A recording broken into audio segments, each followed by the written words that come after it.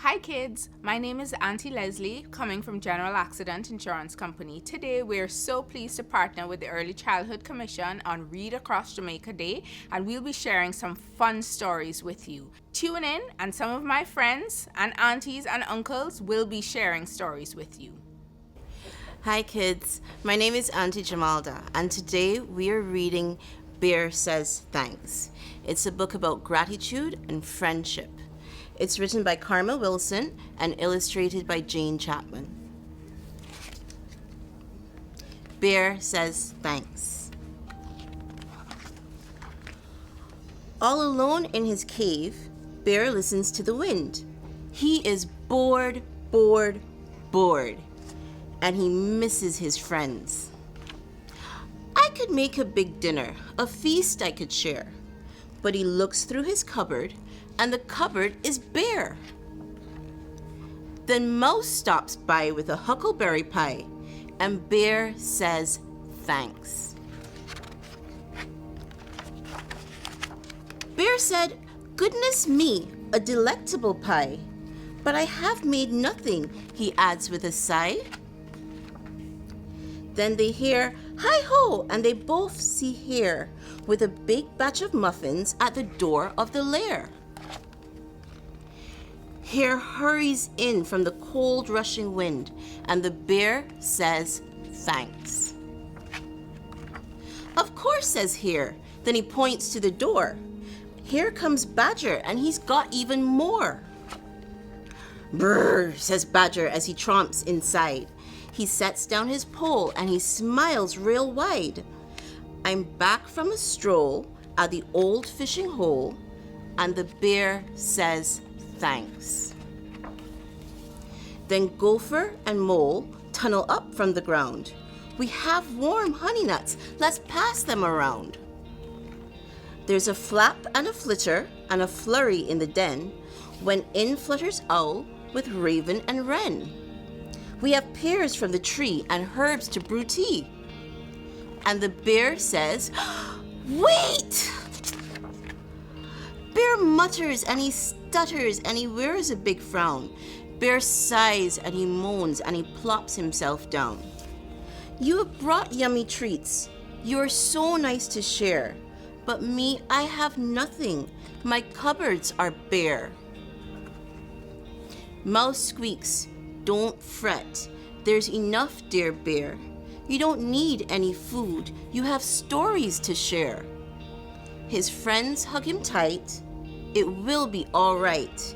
And the bear says thanks. They lay out their feast on a quilt on the ground, and the bear takes a seat while his friends gather round. In a cave in the woods, in a warm, bright lair, the friends feel grateful for their good friend Bear. They pass around platters, they tweet and they chatter, and they all say thanks. Bear has some good friends. I hope you enjoyed the story, kids. Thanks so much for listening. Hi kids, it's Auntie Jamalda, and I'm reading today for you Giraffes Can't Dance. It's written by Giles Andrea and illustrated by Guy Parker Rees.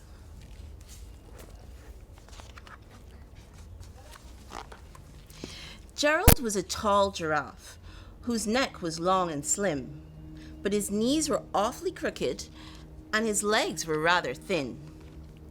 He was very good at standing still and munching shoots off trees, but when he tried to run around, he buckled at the knees.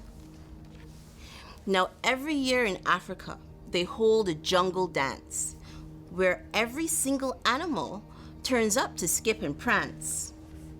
And this year, when the day arrived, poor Gerald felt so sad because when it came to dancing, he was really very bad.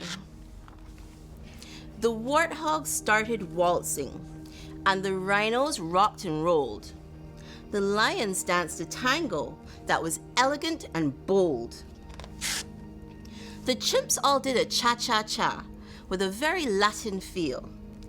And 8 baboons then teamed up for a splendid Scottish reel. Gerald swallowed bravely as he walked towards the floor. But the lions saw him coming, and they soon began to roar. "Hey, look at clumsy Gerald," the animals all sneered. "Giraffes can't dance, you silly fool. Oh, Gerald, you're so weird." Gerald simply froze up. He was rooted to the spot. "They're right," he thought. "I'm useless. Oh, I feel like such a clot."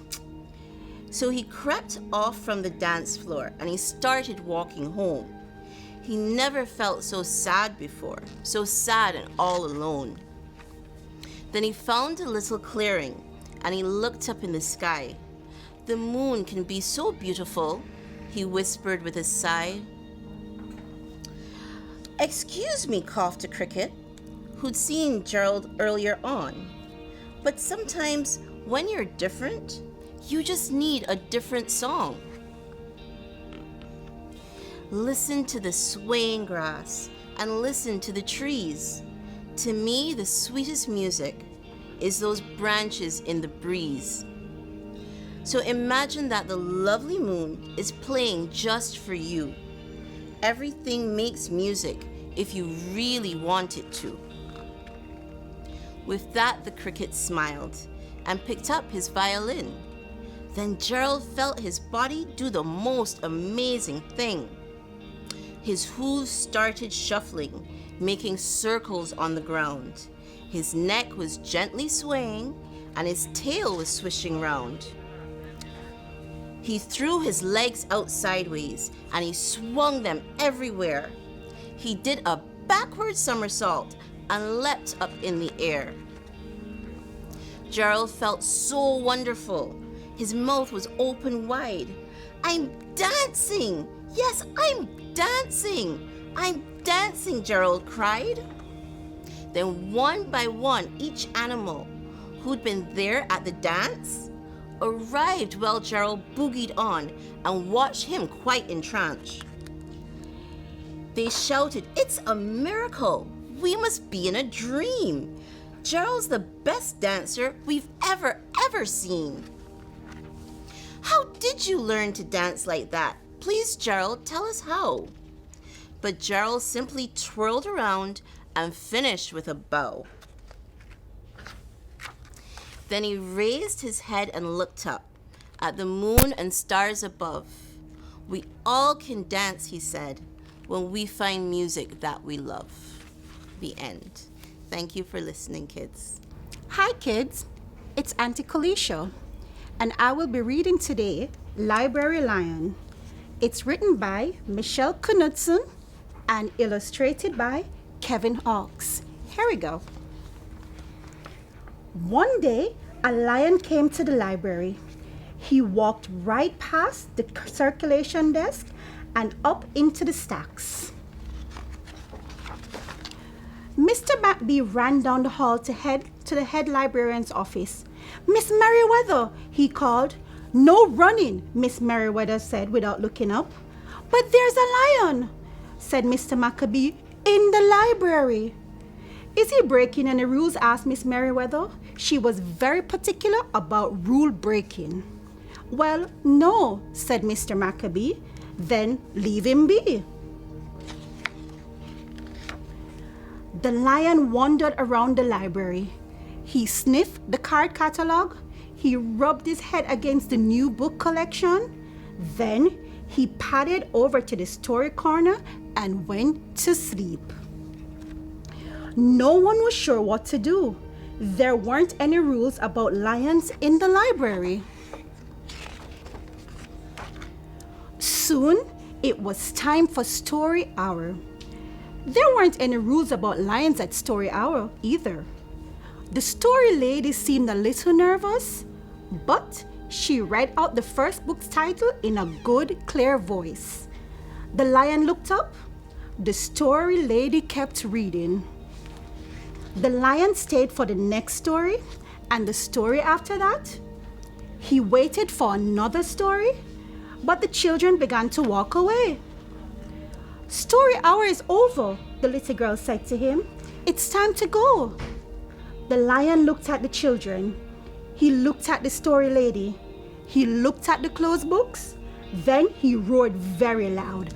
Roar! Miss Merriweather came striding out of her office. Who is making that noise? She demanded. It's the lion, said Mr. McBee. Miss Merriweather marched over to the lion. If you cannot be quiet, you will have to leave, she said in a stern, clear voice. Those are the rules. The lion kept roaring.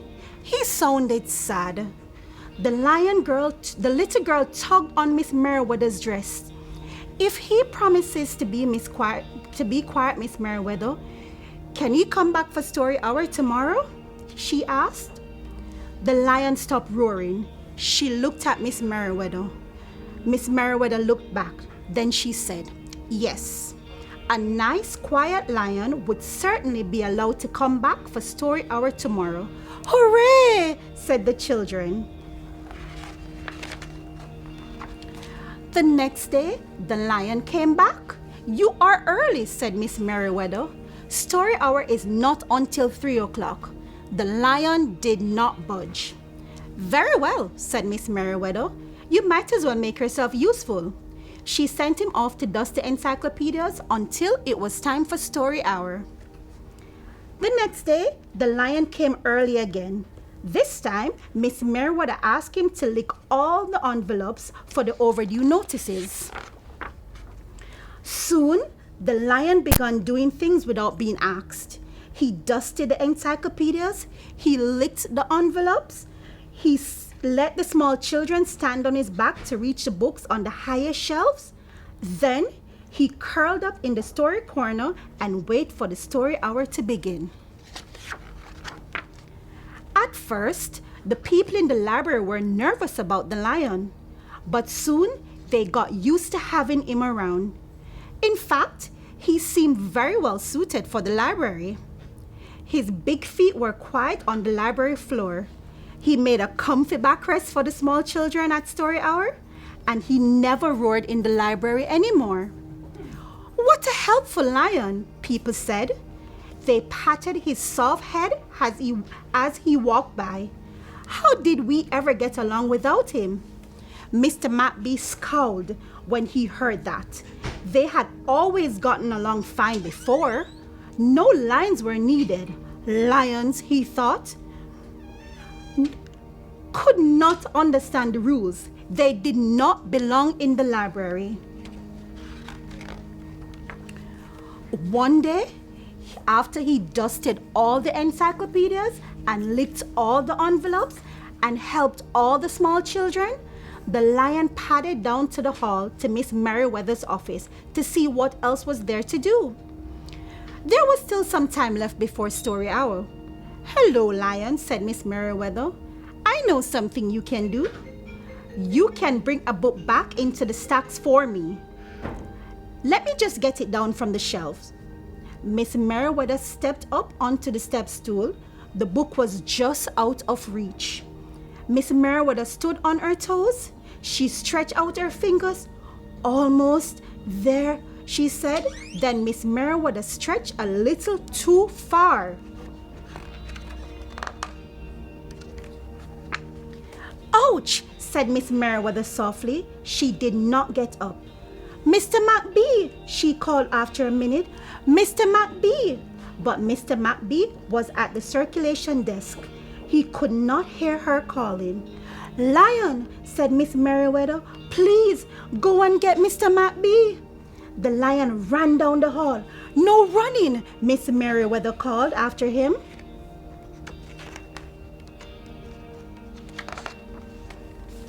The lion put his big paws up on the circulation desk and looked at Mr. McBee. Go away, lion, said Mr. McBee. I'm busy. The lion whined. He pointed his nose down the hall toward Miss Merriweather's office. Mr. McBee ignored him. Finally, the lion did the only thing he could think of to do. He looked at Mr. McBee right in the eye. Then he opened his mouth very wide and he roared the loudest roar he had ever roared in his life.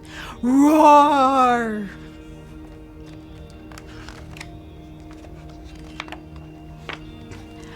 Mr. McBee gasped. "You are not being quiet," he said to the lion. "You're breaking the rules." Mr. McBee walked down the hall as fast as he could. The lion did not follow him. He had broken the rules. He knew what that meant. He hung his head and walked towards the door. Mr. McBee did not notice Miss Merriweather. He called as he walked, "Miss Merriweather, the lion broke the rules. The lion broke the rules." He burst into Miss Merriweather's office. She was not in her chair. "Miss Merriweather?" "Sometimes," said Miss Merriweather from the floor behind her desk, "there is a good reason to break the rules, even in the library. Now please go call a doctor. I think I've broken my arm." Mr. McBee ran to call the doctor. "No running," Miss Merriweather called after him. The next day, things were back to normal. Almost. Miss Merriweather's left arm was in a cast. The doctor had told her not to work too hard. "I will have my lion to help me," Miss Merriweather thought. But the lion did not come to the library that morning. At 3 o'clock, Miss Merriweather walked over to the story corner.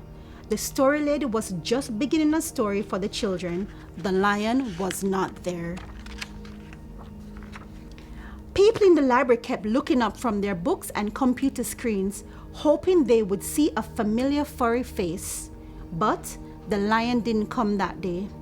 The lion didn't come the next day either, or the day after that.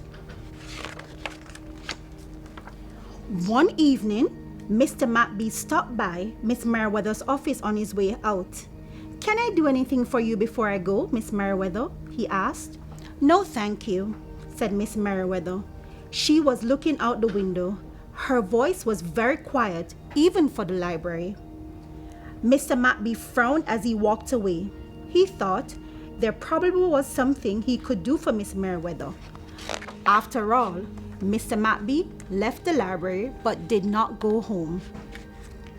He walked around the neighborhood. He looked under cars. He looked behind bushes.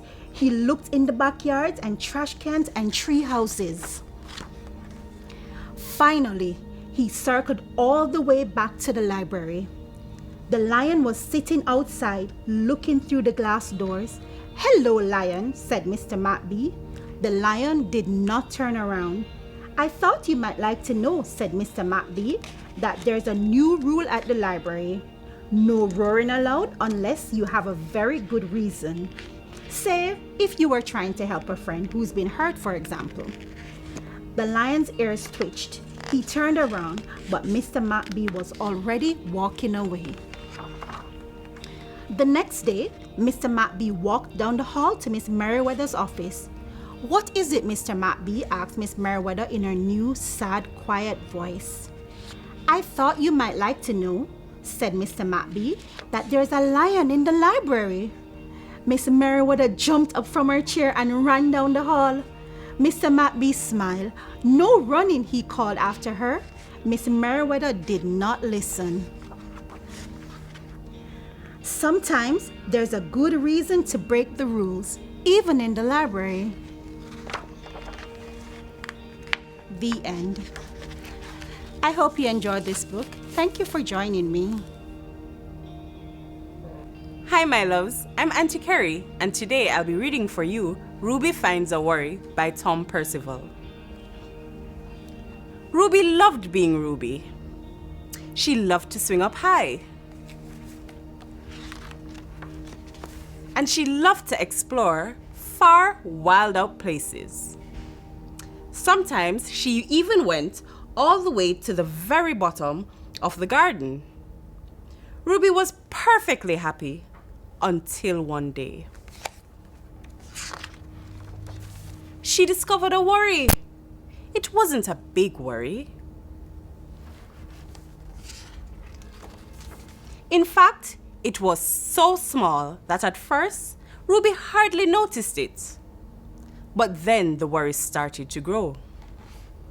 Each day, it got a little bit bigger.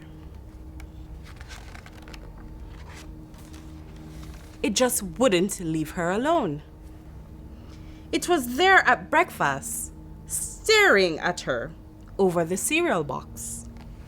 And it was still there at the night when she brushed her teeth. The funny thing was that no one else could see Ruby's worry, not even her teacher. So Ruby pretended that she couldn't see it either.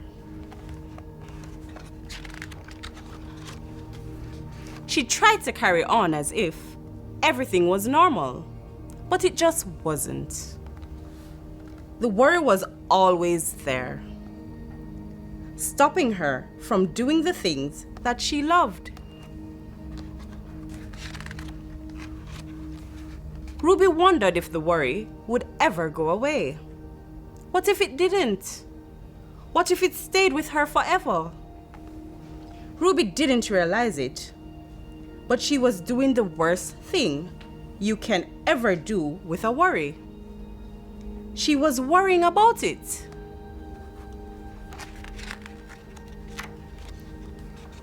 Now the worry was enormous. It could barely fit in the kitchen at dinner time. It filled up half the school bus. And it took up the whole rows at the movie theater. The worry became the only thing that Ruby could think about. And it seemed like she would never feel happy ever again. Then, one day, something unexpected happened. Ruby noticed a boy sitting alone at the park. He looked how she felt, sad. And then she noticed something else. Something hovering next to him. Could it be a worry? It was. Ruby realized that she wasn't the only person with a worry. Other people had them too. She asked the boy what was on his mind. And as he told her, the strangest thing happened. His worry began to shrink. Then Ruby did the best thing you can ever do if you have a worry. She talked about it. As the words tumbled out of Ruby's mouth, worry began to shrink until it was barely there at all. Soon, both of their worries were gone. Finally, Ruby felt like herself again. Of course, that wasn't the last time she ever had a worry. Everyone gets them from time to time. But now that she knew how to get rid of them, they never hung around for long. Thank you, my loves. That's the end of the story. I hope you enjoyed. Afternoon, boys and girls. This is Auntie Nisha coming to you from General Accident. I hope you're having a wonderful day and just want to share with you, just for a few minutes, a story called Have You Filled a Bucket Today by Carol McLeod.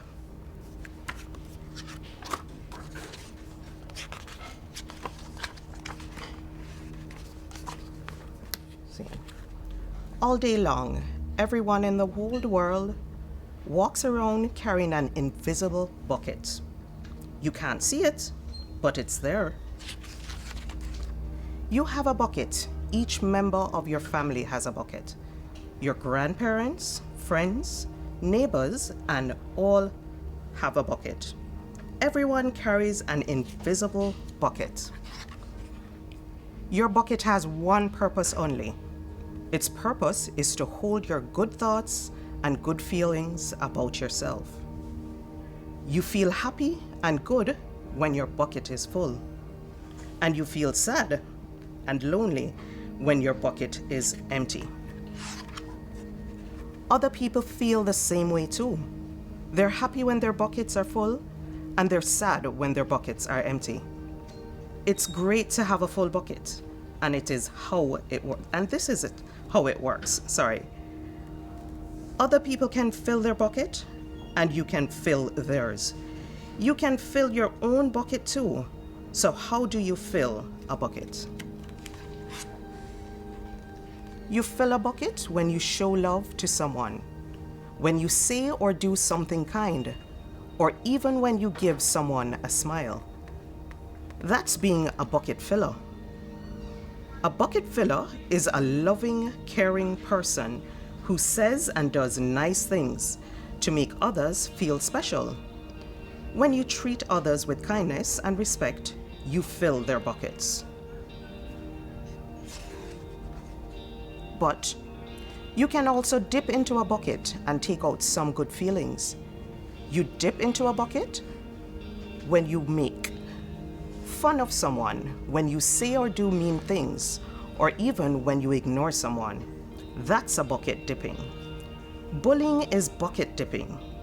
When you hurt others, you dip into their bucket. You will dip into your own bucket too. Many people who dip have an empty bucket. They may think they can fill their own buckets by dipping into someone else's, but that will never happen. You never fill your own bucket when you dip into someone else's. But guess what? When you fill someone else's bucket, you fill your own bucket too. You feel good when you help others feel good. All day long, we're either filling up or dipping into each other's bucket by what we say and what we do.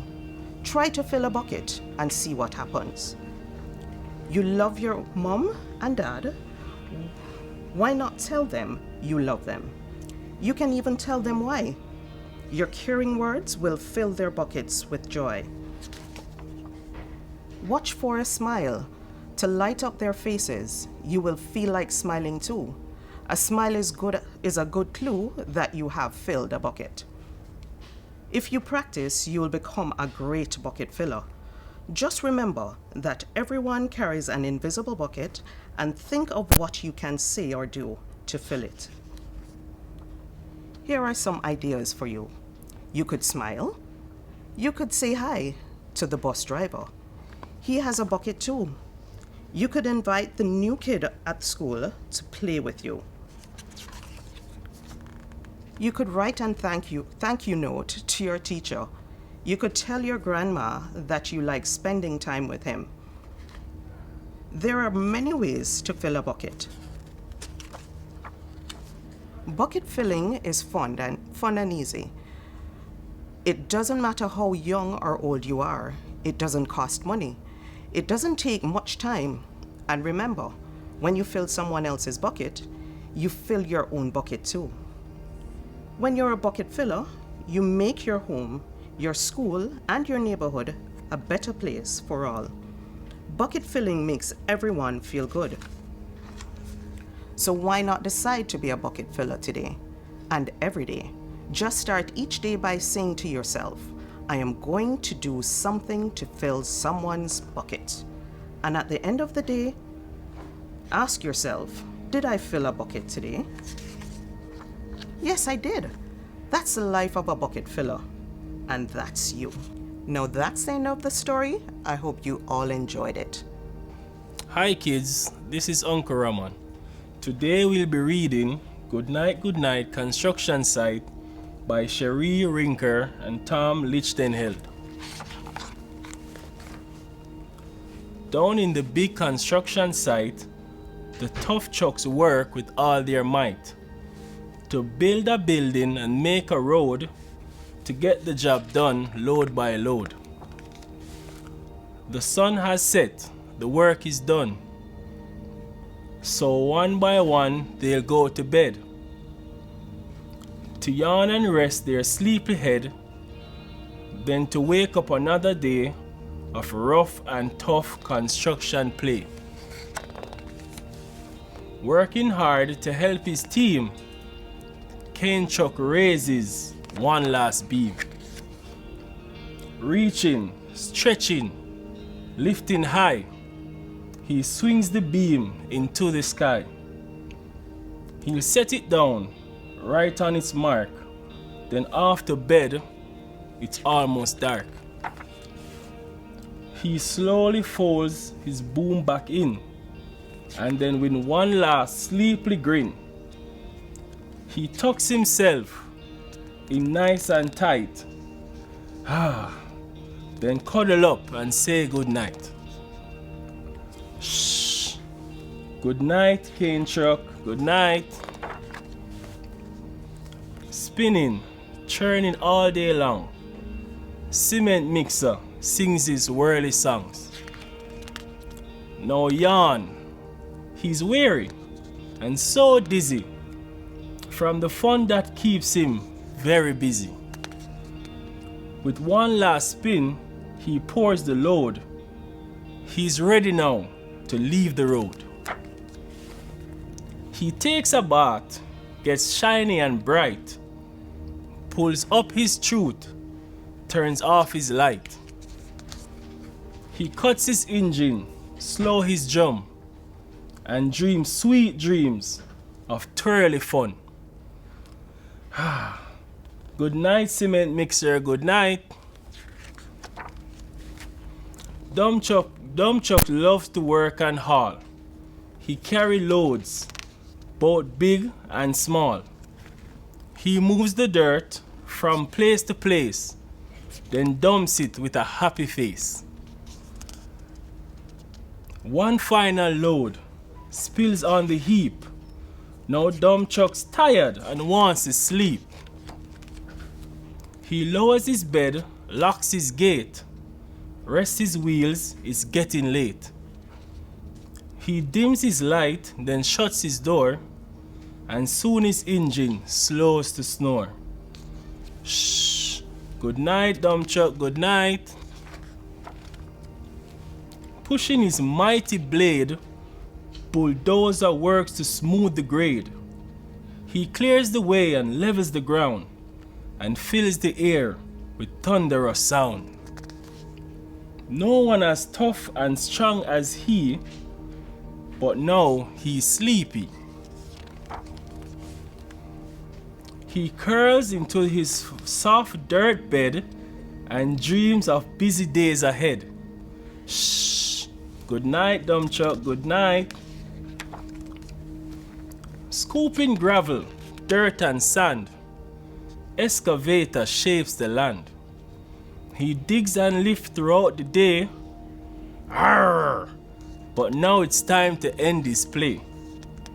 A few more holes to dig and soon he'll roll to bed beneath the moon. He twirls upon his bumpy track, pulls up his boom, stretches his back. He sets his scoop down on the ground and snuggles up without a sound. Shh. Good night, excavator, good night. These big trucks, so tough and loud. They work so hard, so rough and proud. Tomorrow is another day, another chance to work and play. Turn off your engine and stop your tracks. Relax your wheels, your stacks and backs. No more huffing, puffing team. It's time to rest your head and dream. Construction sites all tucked in tight. The day is done, turn off your lights. Work today. Now shh. Good night. Bye, kids. Wow, those stories were so much fun.